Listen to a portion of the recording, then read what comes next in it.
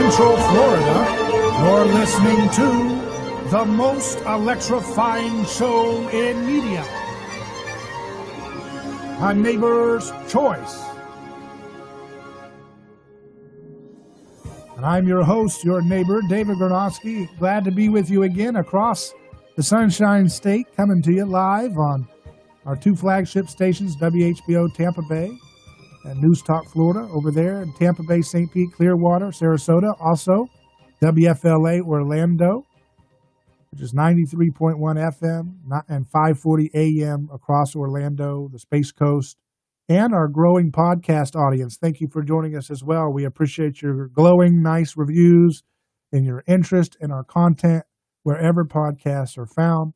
And our favorite place to listen to them, of course, is our website, aneighborschoice.com. And so that's the kind of housekeeping that we have. And, of course, we are at a point where we've got President Trump in Florida for a Sanford rally. And that's just down the road from our Orlando station affiliate. And it's something that, of course, a lot of people are hyped up about, and a lot of people are terrified about. The media wants to stoke fear. They do not want people to meet. They want people to have the new normal of watching Netflix ad nauseum and ordering on Amazon, just having a hopeless, miserable quarantine life. You're supposed to be around people and get exposure to new bacteria, new viruses. That's a part of healthy maintenance of your immune system. You can't just sanitize everything, keep your kids away from people and make them, wear a mask, make them sanitize everything, wash their hands with, liquid gel and stuff that has some dubious health effects. That is totally anti-science. It's very Luddite. It's very reactionary. It's very pseudoscience and ugly. And that's what the media is just stuck on pushing. They are stuck on pushing a fear complex. And their favorite scapegoat that they adore, Donald Trump, he went along with it on some degree, never fully. But now that he's gone through it, he feels more emboldened to speak out against the fear complex narrative. And I think a lot of people are cheering for that because they look to role models to say, and that those role models come in various shapes and sizes, but the president, no matter what you think of this particular president has a lot of role modeling power for the culture. A lot of people who are not even partisan, who are more in between, are moved and shaped by the actions and attitudes and tone of the president. And so the fact that he's pushing back against the narrative of fear poses a stark contrast between the media and Biden, which is the same project, same team. And it'll be interesting to see how this plays out. First of all, I want to make a shout out to friends of the program and great sponsors of what we do here on Neighbor's Choice, and that's Oakley Transport. Their website's oakleytransport.com. They're looking for heroic folks, people who like keeping America fed.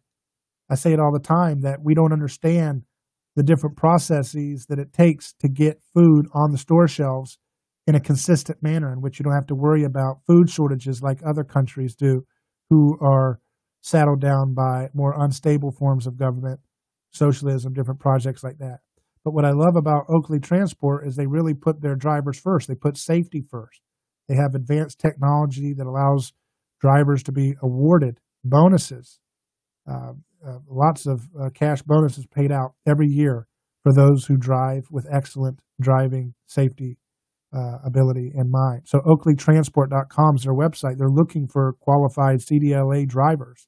So if you know someone who's looking to kickstart their career and really be on the front lines of keeping America fed, you never know when the next recession or something could contract, and folks are going to depend on their food being on store shelves. And that's what Oakley Transport provides. They provide food grade shipments all over this country. So go to oakleytransport.com. They're looking for drivers who've got that kind of bold, proactive mindset and are looking to have a great career with a lot of reward involved. So oakleytransport.com, and let them know David sent you.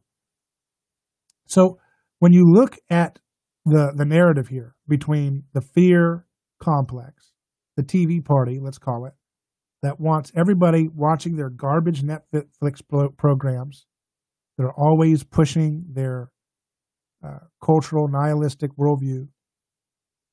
They want you to just sit there and watch Netflix all day or Amazon Prime and get your product shipped in from Amazon. And, you know, if you're in a rural area, then you got Team Walmart to go to. But they don't want you to have much options. They don't want you to have small businesses, brick and mortar stores. For government, they're like, hey, this is great. Consolidate everybody into their houses. Get them to just shut up and sit down. And if they're terrified of living life, if they can't have art if they're young, they can't go to a concert, they have to wear a mask when they're cutting the grass or running in a barren, in a deserted forest,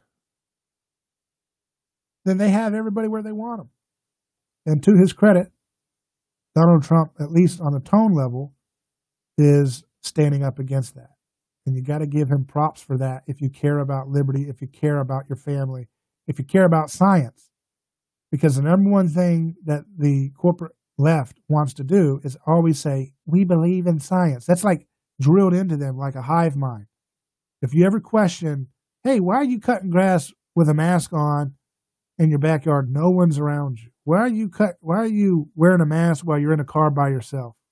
Now, I understand people forget, or whatever. But if they're doing it out of fear, doing it afraid of getting a virus, why are you, wearing a mask and while you're hiking a, trail by yourself? Why are you allowing governments to create situations in which funeral homes are pushing sons away from hugging their grieving mother as they bury their father? Why are you putting up with this callous, hateful, dead, evil disregard for human life? They'll say, we believe in science. We believe in science. That's all they'll say. That's all they've got. And then you say, well, what's science? Dr. Fauci, all the experts. No, all the experts don't they don't agree with any of this stuff in uniformity. There are many esteemed epidemiologists and doctors who really condemn these policies, including one of the top WHO officials came out and condemned and said that these lockdown policies by governments have been absolutely awful. Have been absolutely awful. And it's amazing that, these people, you tell them that, but they're so emotion driven, they're so fear owned, unfortunately, that you tell them that and they just can't handle it. If Trump says I don't have to be afraid, I want to be afraid. I love being afraid. Here's a story in one of the establishment papers itself, USA Today. WHO discourages lockdowns as U.S. hospitalizations climb. 11 states set records for new COVID-19 cases. Everything they do is all about trying to create the feeling that we're in the middle of worse and worse conditions so that we just psychologically fall apart and fall into the hands of nanny state bigoted tyrants. So even when one of their folks on Mount Olympus, like the WHO itself, comes out and says, hey, this isn't working. Here's the guy himself, Dr. David Nabarro, the World Health Organization's special envoy on COVID-19, urged world leaders this week to stop using lockdowns as your primary control method for blunting a virus surge. He goes on to say, we in the World Health Organization do not advocate lockdowns as the primary means of control of this virus, Nabarro told The Spectator. Nabarro said, lockdowns can only be justified to, quote, buy you time to reorganize, regroup, rebalance your resources, protect your health workers who are exhausted, but by and large, we'd rather not do it. So even one of their global sacred temples, one of their Mount Olympus places themselves, that is a bastion of their old, outdated globalist model of the 20th century, Even those folks are saying this is a disaster because the science tells you more people are dying from the political stupid mistakes that have been made to intervene in the economy than have died from the virus. And that if you look at the third world countries where you're living day by day, they're going to have massive, and they are having massive health consequences and massive amounts of devastation and death. But remember the left, they used to care about the poor around the world, but it doesn't matter. They are so hungry for political power. They so want one of their characters, their Mickey Mouse character puppets, to be in their sacred White House, that they don't care. They will destroy the whole planet, including millions of poor people and people of color around the globe, for decades and generation in destruction, if it means advancing their fear agenda, which creates political power, they think, for their benefit. That's sick. That's anti-science. It's bigoted at best, and we ought to speak clearly about it from all political backgrounds and repudiate it. Everyone, liberals, progressives, independents, conservatives, libertarians, whoever, we should all speak out against this ridiculous corporate TV complex of fear. It's out of control, and at least Trump, for all his faults, where he hasn't reined in spending and what have you, at least he has the boldness to go against their sacred narrative of fear and say, hey, I went through COVID. Don't let it dominate your life. That's a powerful message in a time where all these herd hive mind folks are saying the other thing. Just give up your life, surrender your life, watch garbage Netflix, and order Amazon for everything. I mean, it's just stupid.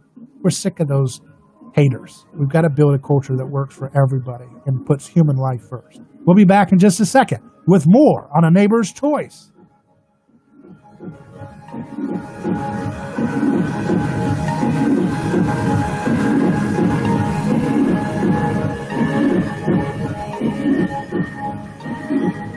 David Granosky here. Let me tell you about a man named Gabriel. Every day, Gabriel puts on his boots and drives across America to make sure our store shelves stay stocked with the food people count on. See, Gabriel served our country overseas. He knows that America stands for freedom, quality, and caring for others the way we would like to be treated. That's why when Gabriel saw food shelves getting low during the pandemic, he hit the road as a driver with Oakley Transport. In the land of the free, where no one should go hungry, we need heroes like Gabriel to help keep America fed. CDLA driving professionals, join Oakley Transport today. Keep America fed. Visit oakleytransport.com or call them today at 1-877-8-TANKER. That's 1-877-8-TANKER. A lawsuit is not something that anyone looks forward to. It's a stressful process. There are attorneys in Tampa Bay that keep clients well-informed, creating less stress. That law firm is Catania. Personal injury law is defended with full disclosure. There is no guessing game. If it's an auto accident, medical malpractice, nursing home negligence, unsafe working conditions, or motorcycle accidents, the law firm of Catania will handle the process worry-free from start to finish. Many victims don't realize they have a claim for the loss until they talk to Catania. They only represent private individuals and treat every case as if it's going to trial. Putting families first is more than just a slogan. It's their way of practicing law. It's a commitment to you. Remember, they don't get paid if you don't get paid. So go to Catania.com. Over 28 years in practice. Catania, personal injury, auto, and motorcycle accident attorneys. Catania, putting families first. Office Tampa. Not attorney spokeswoman. Senator Rasan has stood up for our community. He served as the president of the NAACP, fighting for your civil rights, and as a local personal injury attorney enforcing the rights of the injured. He passed Jordan's Law that reformed our child welfare system to save lives. Senator Rasan brought back millions of dollars for mental health resources. And during the pandemic, Senator Rasan pressured the state to hold the company who built the broken unemployment system accountable.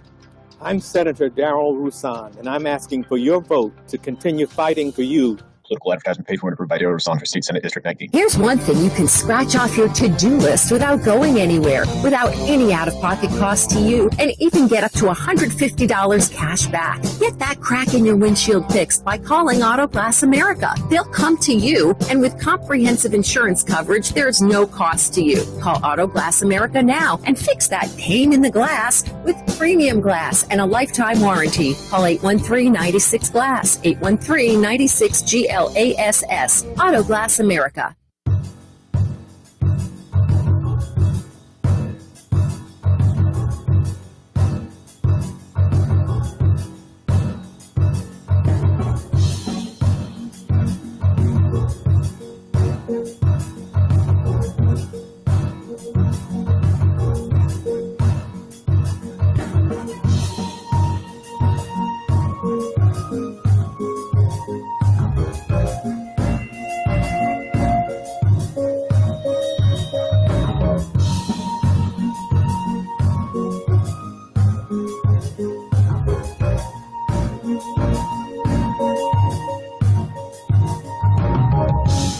Saw a headline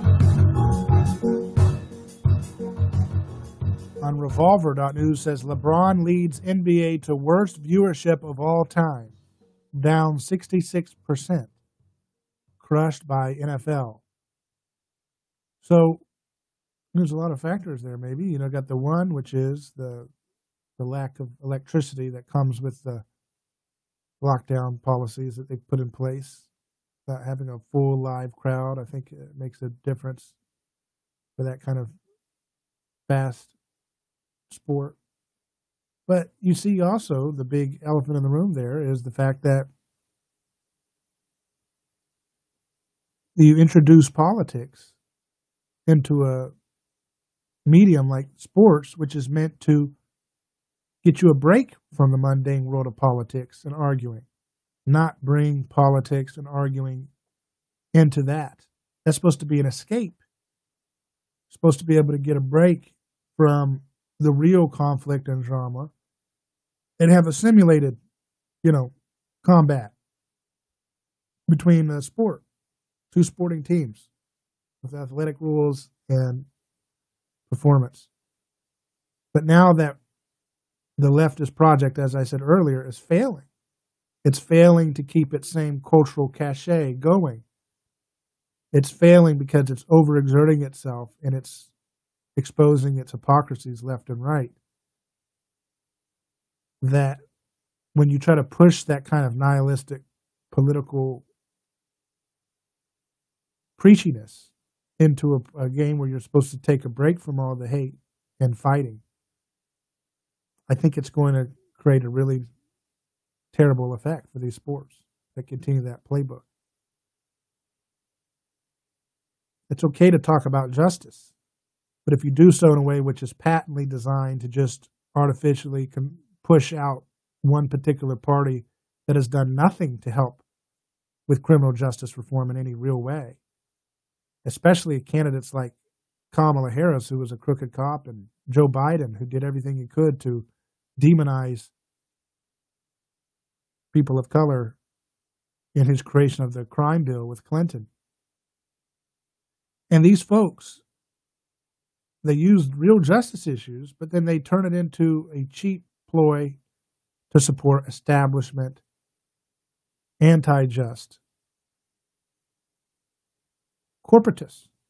And so I think people feel it viscerally, that it's distasteful, that it's phony, that it's not bold, that it's not about real justice. And so I think people have enough when it gets destroying even their attempts to take a break from political turmoil. Another headline says, Mark Cuban can't explain why the NBA supports a Marxist group. This is on Outkick.com. Again, this is a matter of when you can't help yourself on the left, but push your phony, fake justice, McWoke agendas into people's sacred spaces like sports and entertainment, it's going to do nothing but turn people away from these establishment brands like NBA and NFL and Hollywood and award ceremonies and all of the whole thing. So that's a big moment in our culture because Hollywood and the corporate, monopolists of culture have had a lockdown on our culture and shaping their hearts and minds in a propagandistic way with very subtle effect for a long time.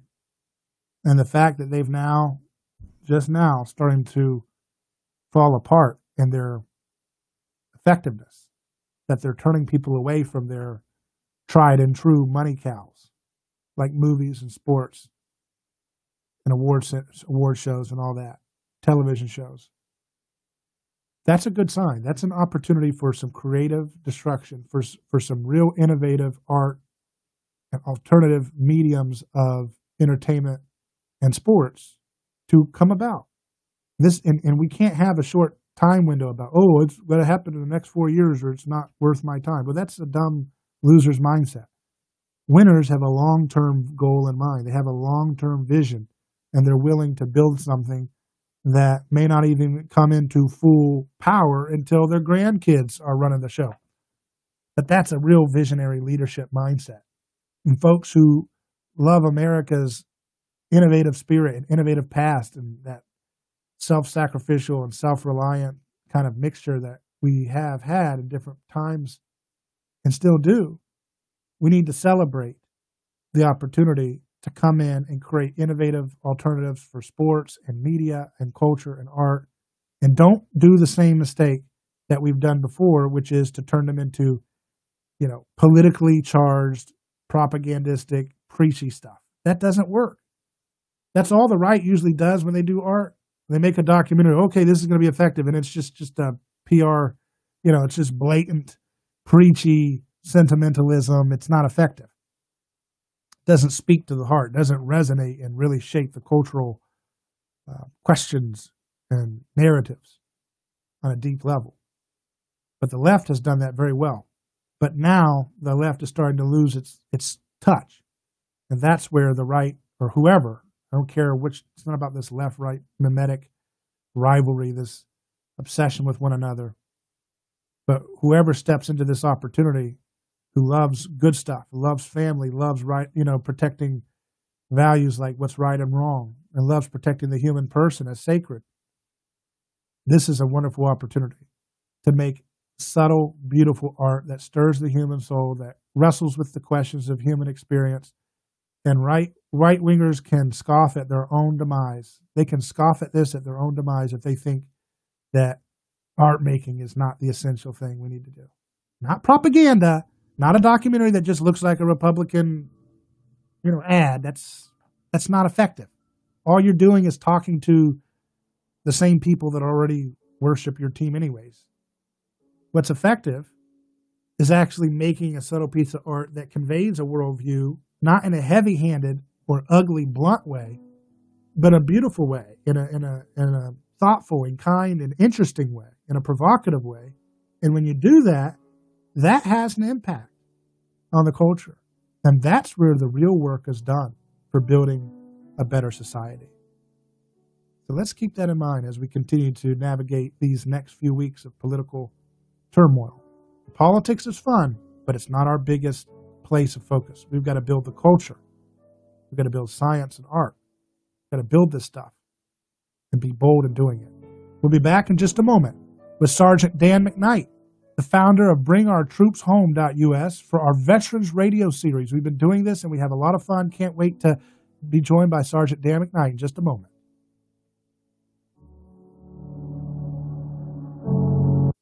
You know what time of year it is. Hurricane conditions in the next 36 hours. You know what hurricanes can do. Devastating damage expected. Well, we want you to know, no matter how bad things get, Power outages. This is life-threatening. you can stay up to date with the latest information here. Your home for news, talk, and information. And remember, we'll keep an eye on the tropics. You keep an ear on us. Got batteries in a flashlight. The all-new News Talk 1040 WHBO. Yeah, we got our radio.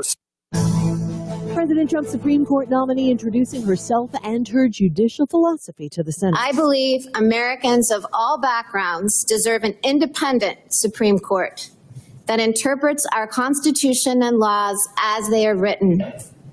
And I believe I can serve my country by playing that role. Judge Amy Coney Barrett's opening statements after members of the Senate Judiciary Committee weighed in for 4 hours today. California Democrat Kamala Harris, the party's vice presidential nominee. By replacing Justice Ruth Bader Ginsburg with someone who will undo her legacy, President Trump is attempting to roll back Americans' rights for decades to come. The president pushing for a speedy confirmation process of what would be his third Supreme Court nomination of his first term. The court is scheduled to hear a case which could decide the fate of the Affordable Care Act the week after the election. Daria Albinger, ABC News.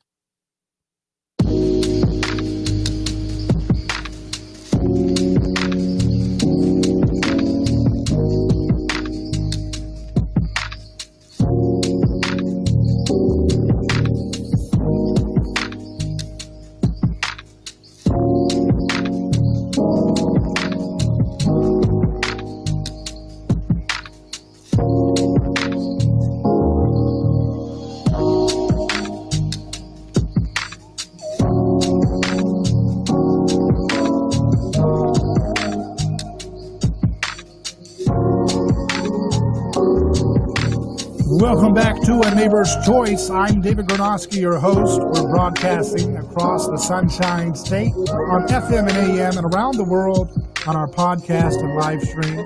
And now it's time for our Veterans Radio Series. We've been doing this each week for a few weeks now, having a lot of fun, learning about foreign policy from people with real skin in the game.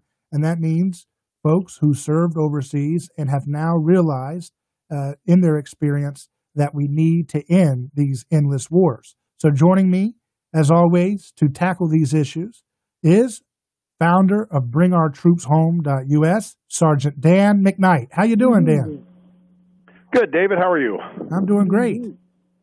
Yeah, and it's been... Hey, it was good seeing you last week down in Florida. Yeah, it's great. And you know what? It's a lot of people are coming to Florida because we have President Donald Trump speaking in Sanford. And so that's an exciting thing for folks who are pumped up about his return to good health.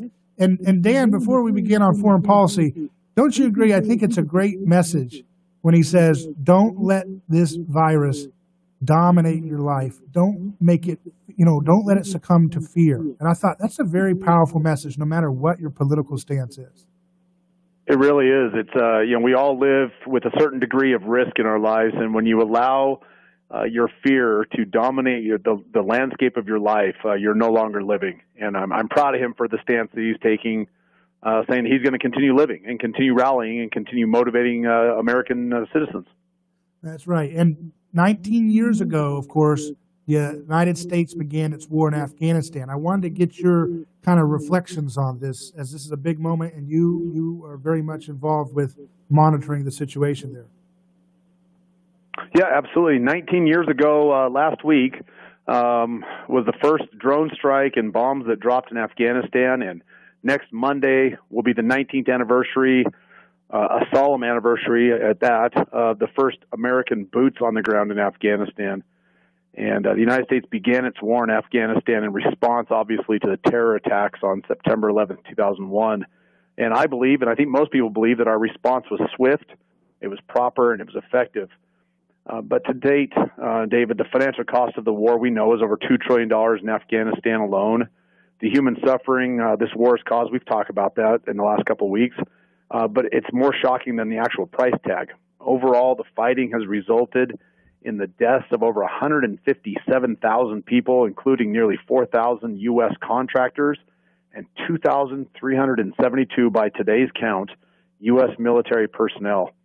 And what's this untold story, obviously, is the suicide rate of veterans in the Afghanistan war who have served more than 2 combat tours is over 22 veterans per day, which is 41% higher than the general non-military population of the United States.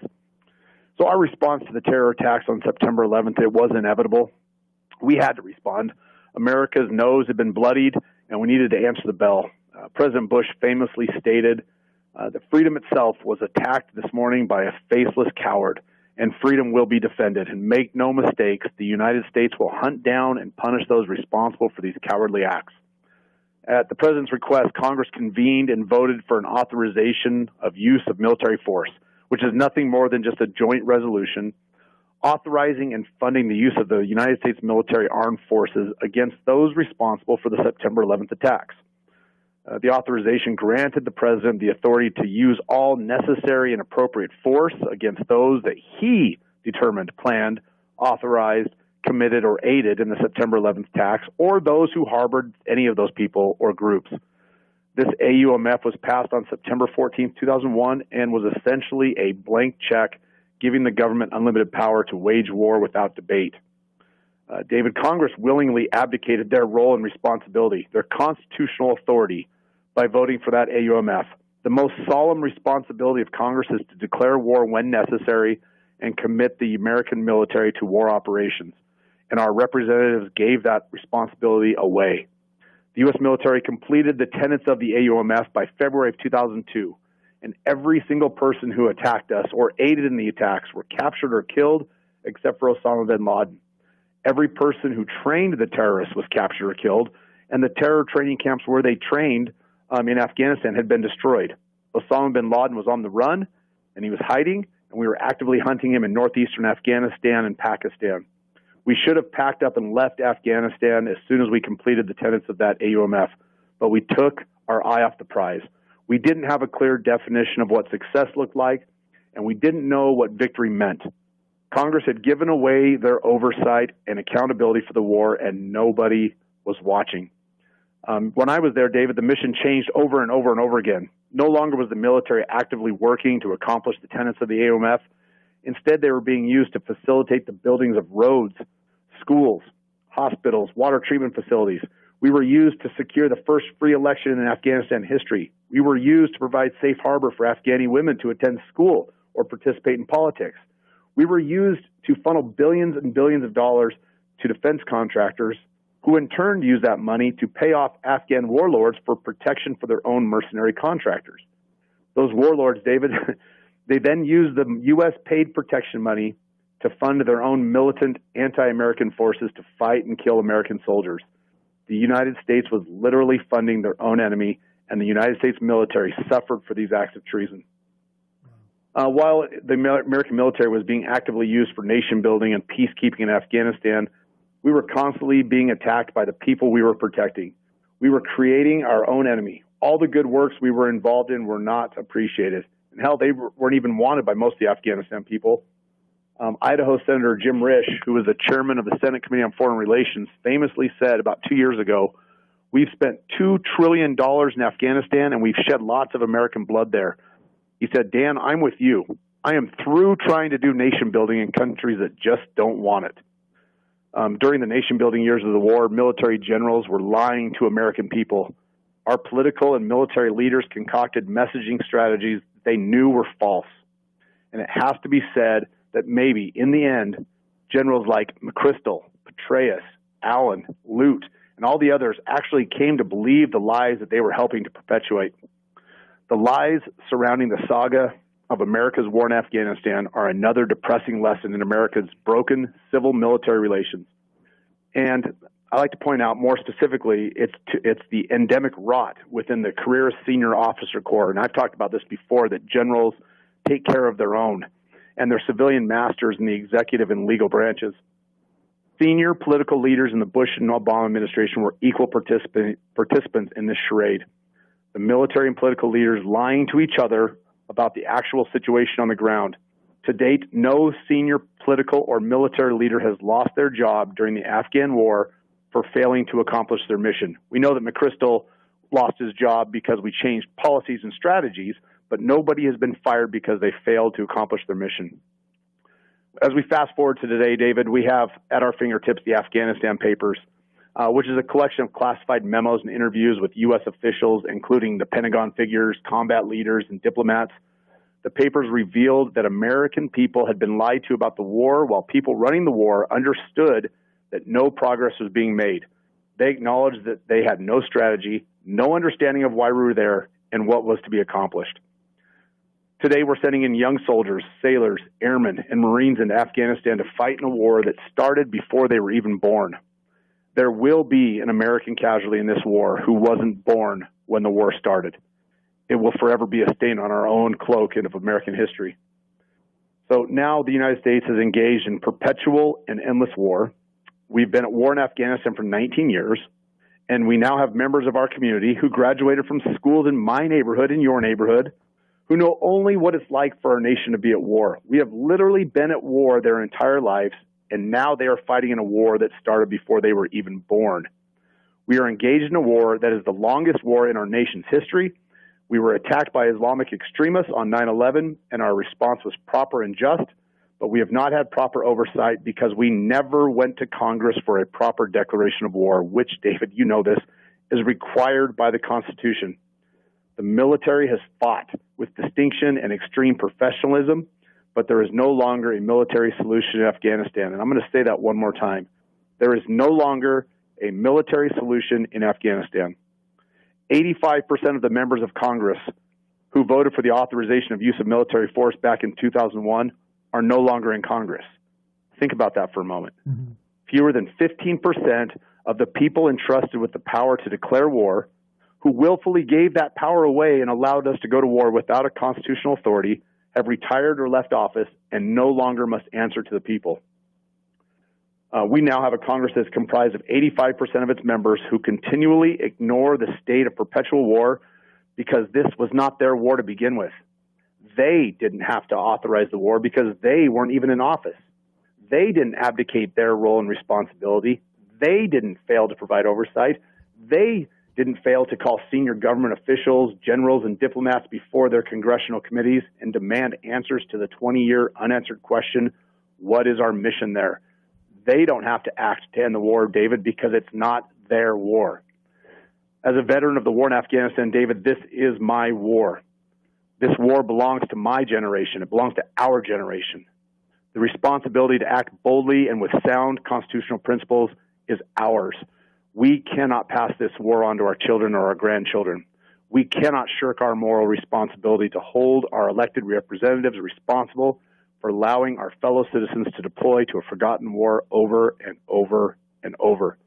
And David, after 19 years, we need this war to end.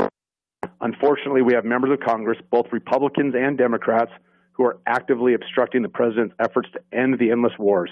As citizens, as veterans, as Americans, we must contact our elected representatives and tell them to support President Trump's efforts to bring our troops home.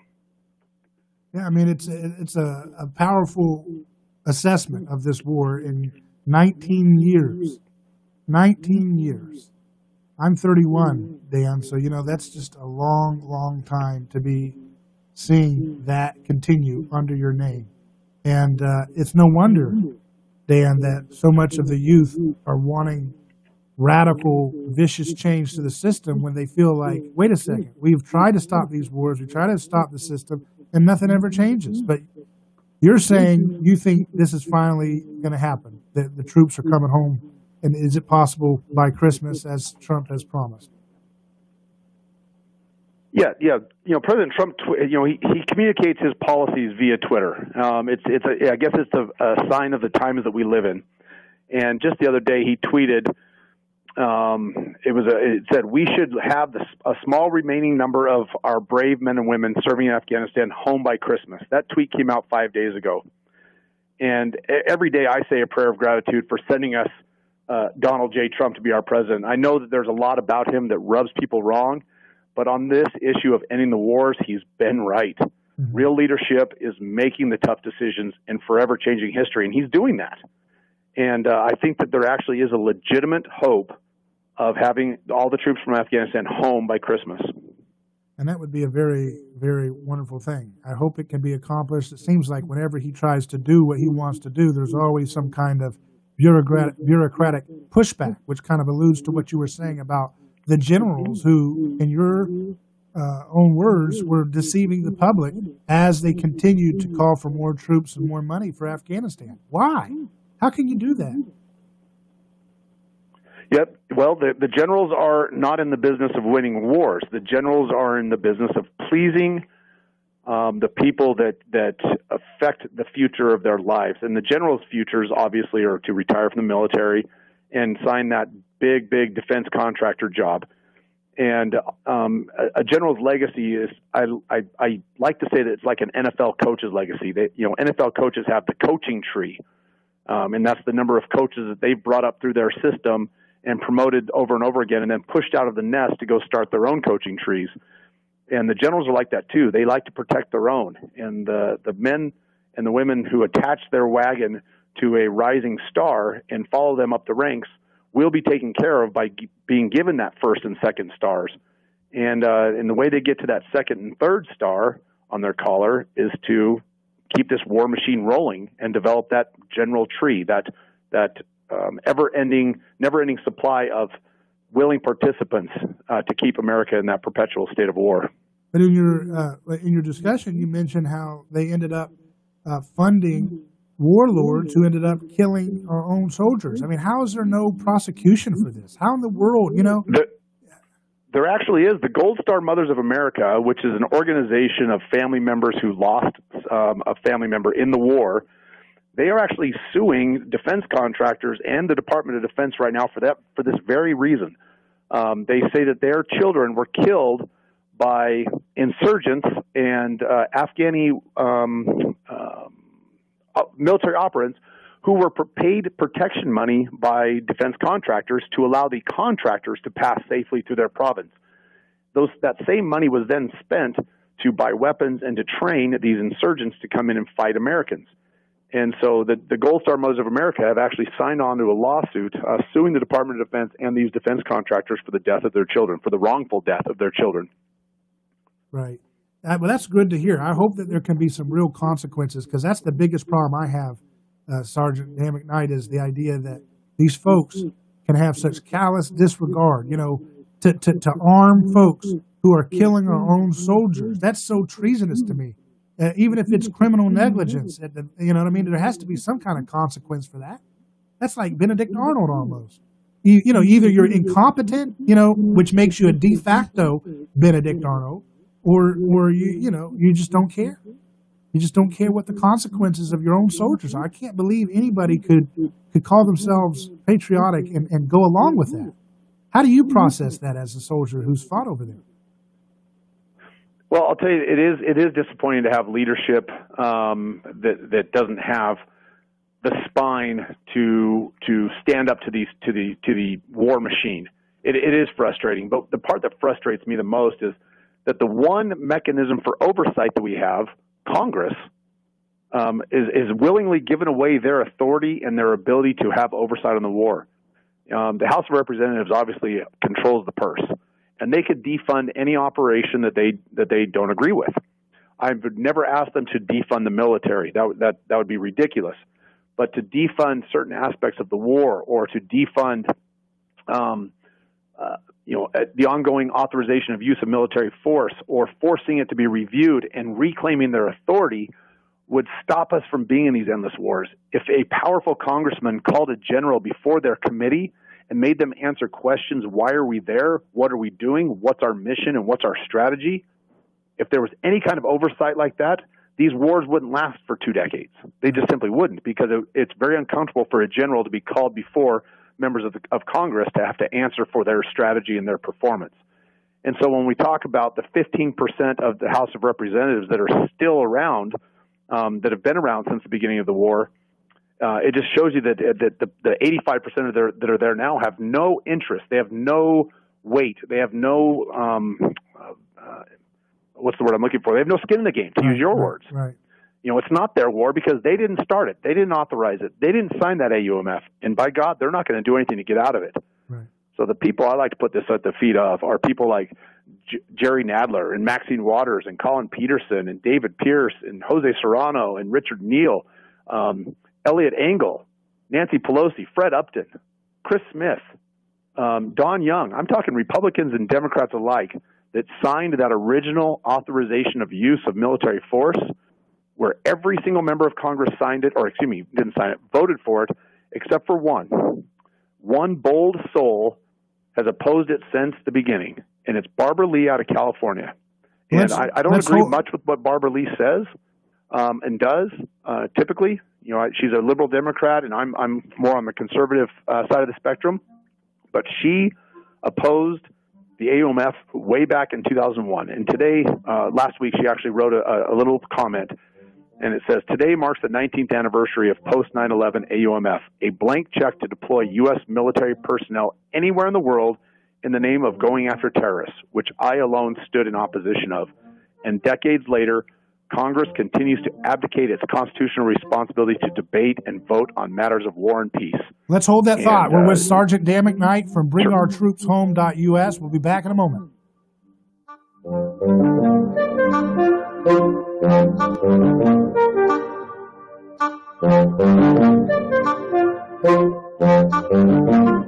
David Granosky here. Let me tell you about a man named Gabriel. Every day, Gabriel puts on his boots and drives across America to make sure our store shelves stay stocked with the food people count on. See, Gabriel served our country overseas.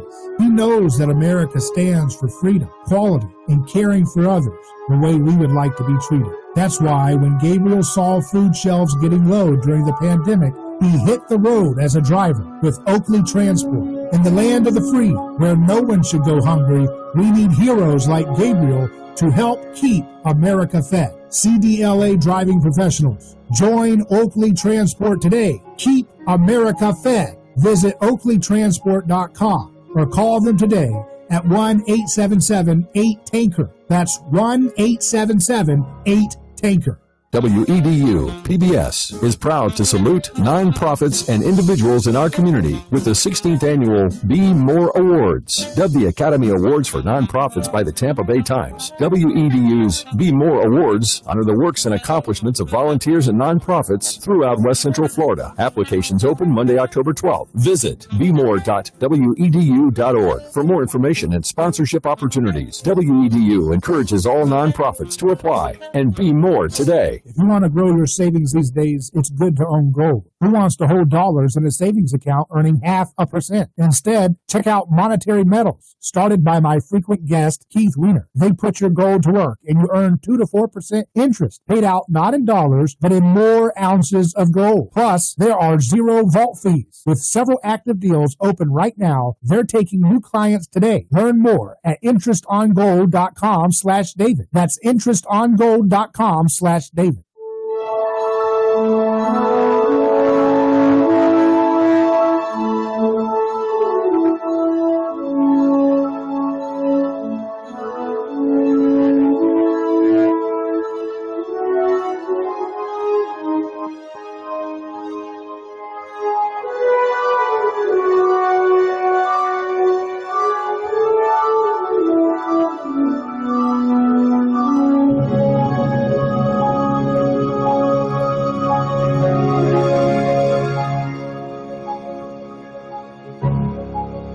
Welcome back to A Neighbor's Choice. I'm here with my friend Sergeant Dan McKnight, the founder of BringOurTroopsHome.us. That's BringOurTroopsHome.us. We're doing our Veterans Radio series we do with him every Monday at this time. And we're reflecting on 19 years of the Afghanistan war. And Dan, you were saying that Barbara Lee put out a statement, and she's a leftist, a Democrat, that was pretty strong and consistently wanting to end the war, and she opposed it back in the very beginning, huh? She did. She was the only member of Congress that refused to vote in favor of the AUMF. And Barbara Lee's been around for a minute. She'd only been in Congress for 3 years when the September 11th attacks happened, and she, as a young second-term congresswoman from California, it had to have been incredibly difficult to stand up after the attacks on September 11th and say, hold on, let's hit the pause button. But she did it, and she has opposed this AUMF and the 2002 AUMF that put us in Iraq since the beginning. She has sponsored legislation. She has put an amendment to the 2021 NDAA calling for a sunset on the AUMF finally. I believe that Congress that we have today should reauthorize any war action that's still going on after 20 years. Just review it, revisit it, debate it, and reauthorize it if you feel that it's proper. But put your name on the line before you ask American military men and women to put their boots on the ground. Right. And another person who spoke out recently about Trump's desire to get out of the Afghanistan war was Senator Rand Paul, who I know you share a lot of admiration for, right? Sure. Senator Paul has been right on this for a long time, and he tweeted out just yesterday that he had just spoken again with President Trump, and he said that he sounded healthy, and he was vigorous, and he wanted all liberty-minded folks in the country and everyone across the United States to know that he is ending the war in Afghanistan, period. No ifs, ands, or buts, not all but a few. He is ending the war. And we talk about this all the time, David, that we should elect our presidents based on foreign policy and foreign policy alone, because they can do foreign policy without oversight from Congress, without obstruction from the Senate or the House.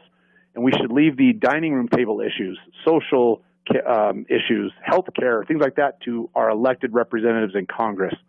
Our president should be the face of our nation to the world, and we should have elected a president based on his ability and his positions in foreign policy. And I think there's no bigger difference in the two in foreign policy than between Biden and Trump. There's never been a more stark difference. Yeah, and I just want to see how we can put things in place or send a statement that for these people who have, whoever they are, who have lied or misled the public to perpetuate this war this long, and the suffering that people have to go through every night, families, crying, soldiers coming back with horrible injuries, with moral injuries, with trauma, and they don't know what to do. And these people had the audacity to lie to people who were courageous and who wanted to do whatever they thought was necessary to protect their country. There needs to be skin-to-game consequences for these people, or they'll just try to do it again, I think. I think you're absolutely right on that. And unfortunately for the American public, our recourse is elections. And to quote our former President Barack Obama, elections have consequences. And I think it's time for veterans to vote as a block. Imagine the strength we would have if we voted in unison together with our voice and with our actual votes. Yeah, and I thought that was interesting, the point you made of 15%. Only 15% of the members of the House who signed the original 2001 AUMF are still in Congress. That's interesting. Didn't even know that, It's a whole new little group of people in there, and they don't really have the courage yet to end it. But hopefully Trump's going to act, and this is going to be a big moment for people who are tired of the endless war. So I appreciate what you're always doing, Dan. Any last thoughts as we land the plane here? Yep. If you or any friends are in the vicinity of Westchester, Pennsylvania on Monday the 19th, that's next Monday, join us at Oakdale Cemetery as we're commemorating the 19th anniversary of the boots on the ground in Afghanistan. Well, very good. I know we've got some of our podcast and live stream listeners in that area, so check it out. And bringourtroopshome.us. What a great name for a website. Bringourtroopshome.us. Thanks again, Dan, for joining us. Thanks, David. Very good. And folks, you heard it there. We have to have skin in the game. We have to have folks who understand the consequences, the real world consequences of what our politicians want to get us into. And that includes these endless wars. And I agree with Dan. Foreign policy should be the top issue when it comes to voting for presidents, because that's where real change can happen. Leave the social stuff, domestic stuff, leave that closer to home. So that's what we have to do. In these endless wars, we cannot maintain an empire. We have to be a republic. So I'm David Gronowski. Email me, hello@aneighborschoice.com. Godspeed.